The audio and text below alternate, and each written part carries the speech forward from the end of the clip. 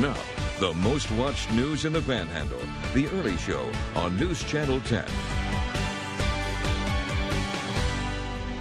Two people are critically injured after a fire in Amarillo, the very latest as you're waking up this morning, and a reward being offered for information leading to arrest of an area man. We're going to tell you those details this morning. It's 5 o'clock. So good to see you. Already Thursday and a totally different day. A forecast from First Alert meteorologist Samantha Thomas. Totally different today. Yeah, we're going to clear out. We'll see sunshine, temperatures back into the 60s and 70s. So, you know, the only similar thing is that it's a little bit cooler for the morning hours, and then we're going to just warm up today, which is what we didn't do yesterday. But we are looking at, you know, drier conditions. We could see some patchy fog, though, as we head through the morning, even for us here across the Amarillo area. But we can see that rain has all moved out, so that's going to leave us dry at least through the morning hours, and then we'll see that cloud cover start to clear out for us. So temperatures as you're heading out this morning are in the 40s.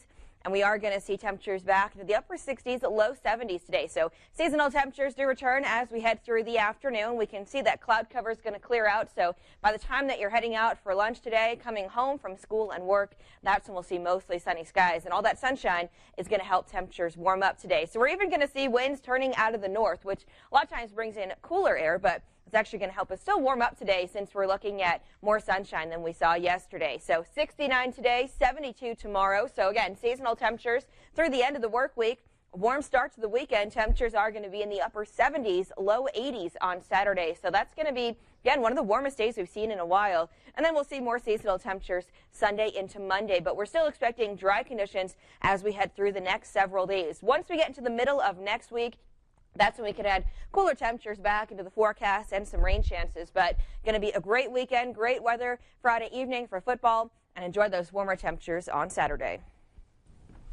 Sam, looks good, thank you. A Clarendon man is in the Donley County Jail after the death of his 3-week-old daughter.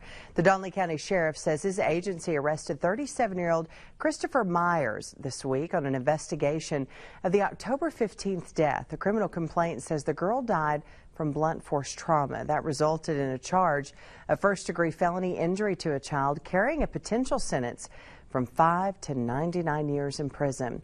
2 people are hospitalized this morning in critical condition after a fire near downtown Amarillo. This was just after 5 yesterday evening. Amarillo Fire responded to the home in the area of 10th and North Polk. They found heavy smoke showing from the front and the back of the structure. 2 people were in the home. They were both taken to Northwest Texas Hospital. That fire called under control about 5:40. Amarillo Fire Marshal's office currently investigating the cause. And the Randall County Sheriff's Office offering a $100 reward for information leading to the arrest of a wanted man. 54-year-old Christopher Cifuentes is wanted on a felony probation violation for theft of property over $2,500 with 2 or more previous convictions. He's described as 5'4", weighing about 150. If you have any information, contact the Randall County Sheriff's Office 468-5800. The Amarillo Police Department inviting parents to attend its October Community Engagement Program. News Channel 10's Nija McDonald joins us live from the Amarillo Police Department this morning on what you can expect at the meeting tonight. Nija, good morning. Good morning, Allie. That's right. Tonight's meeting will discuss with parents the importance of making sure your child is aware of online safety. Now, unfortunately, there are potential dangers for your child when they are online. Now, according to APD's Crime Prevention Unit, the best way to protect your child online is to talk to them. While kids value the opinions of their peers, most tend to rely on their parents for help on issues which matter most. We want parents to know what they can do to make sure their children are safe. We want, you know, if you want to bring your children, bring them. They're going to hear firsthand what they can do to keep themselves safe, and then you'll probably learn something as a parent.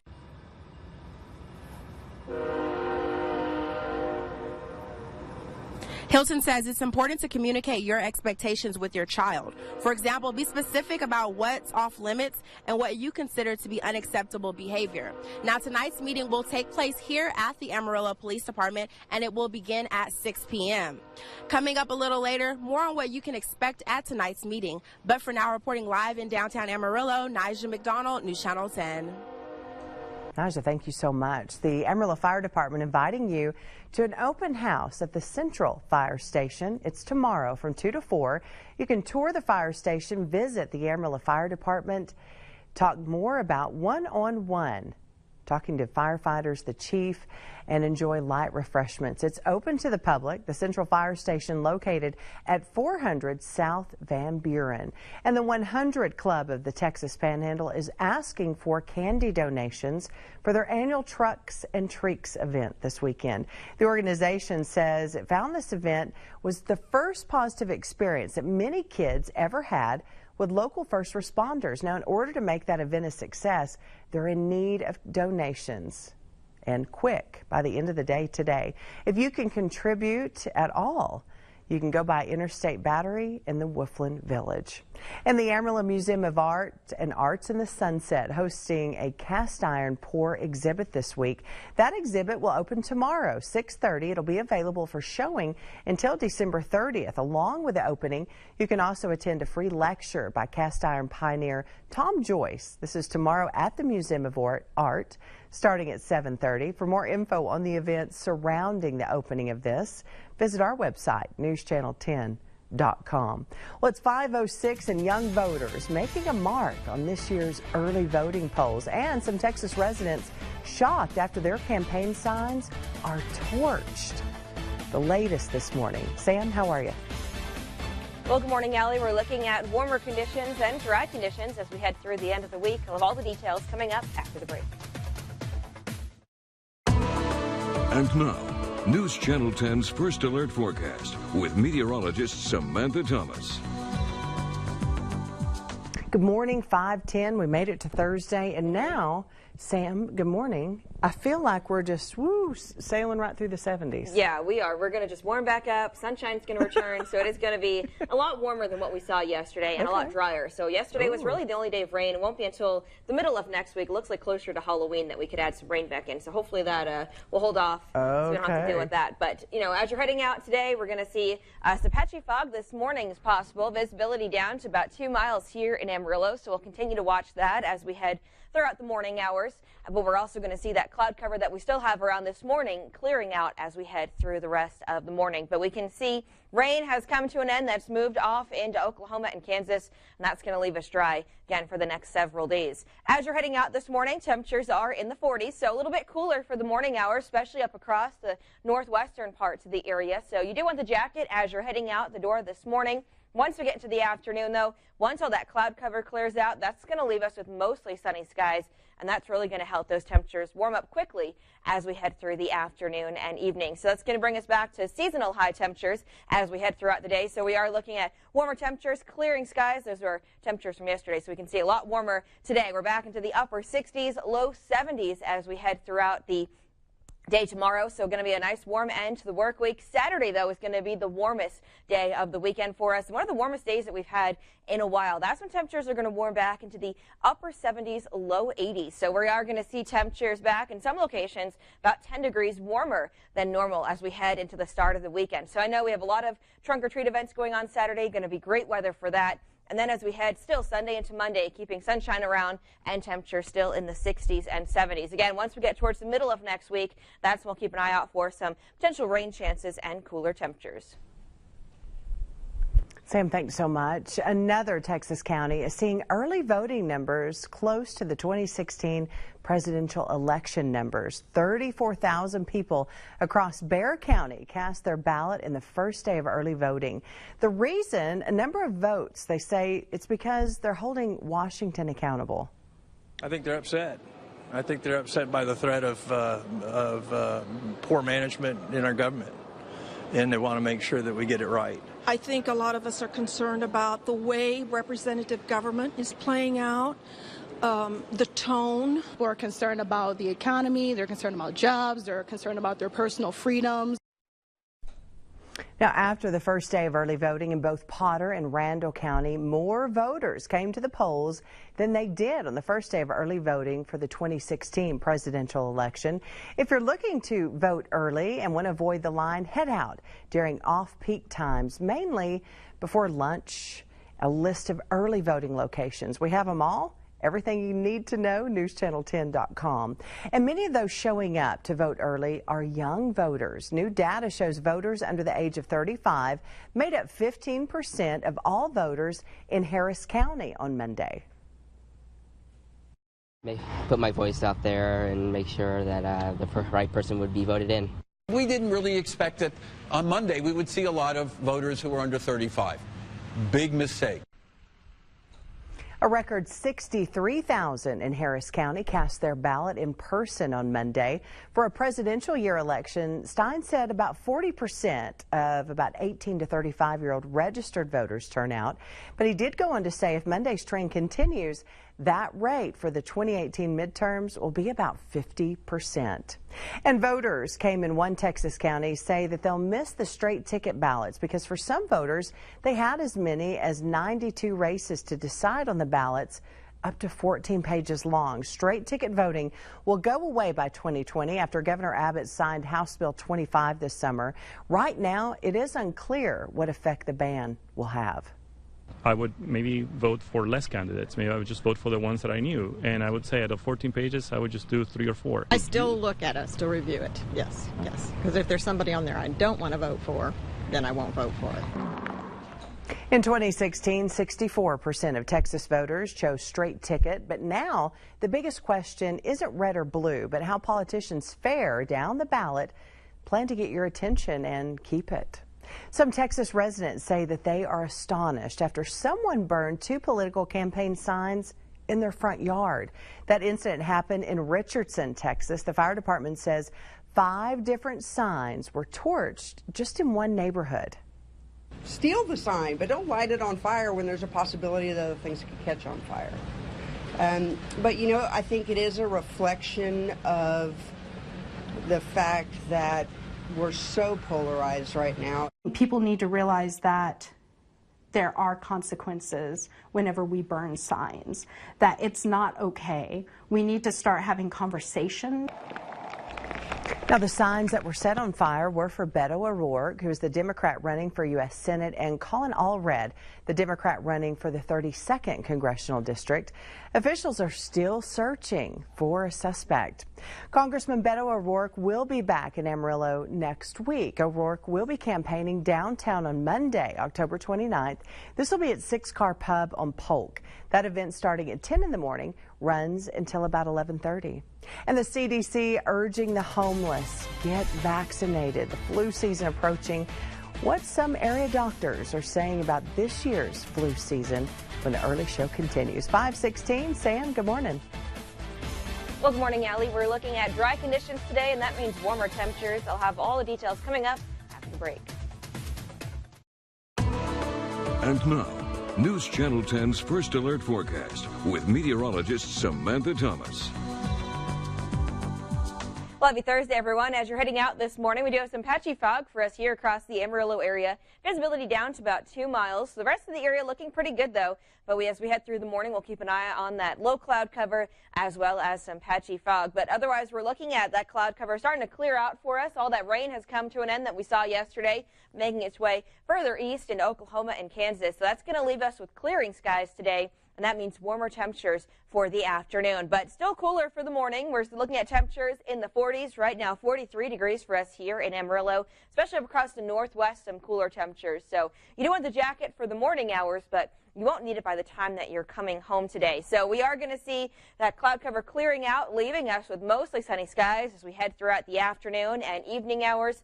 And then once we head and through the rest of the work week and into the weekend, we'll see temperatures continuing to warm up. So as you're heading through the day, again, we'll see more sunshine by the evening hours, temperatures in the upper 50s by noon, upper 60s by the time that you're heading home from work today. Once we get into the start of the weekend, though, we're looking at temperatures low 70s tomorrow, upper 70s on Saturday. So Saturday is going to be the warmest day of the weekend. We're looking at temperatures about 10 degrees above normal for some locations. As we head through the start of next week, we'll continue to see sunshine, temperatures in the low 70s. It looks like once we get towards the middle of next week, that's when we'll add some rain chances back into the forecast, as well as cooler temperatures. But at least for the next several days, we'll keep seasonal highs and dry conditions. Thanks so much, Sam. Low-income families who receive Christmas assistance through the Salvation Army will now have a much shorter window to sign up for the program. News Channel 10's Nicolette Perrone explains. Instead of the usual 2 weeks of registration for the Christmas Assistance Program, registration will only last 2 days this year. So this year we'll be doing something a little bit different. We'll only be taking applications for 2 days, from 9 a.m. to 4 p.m.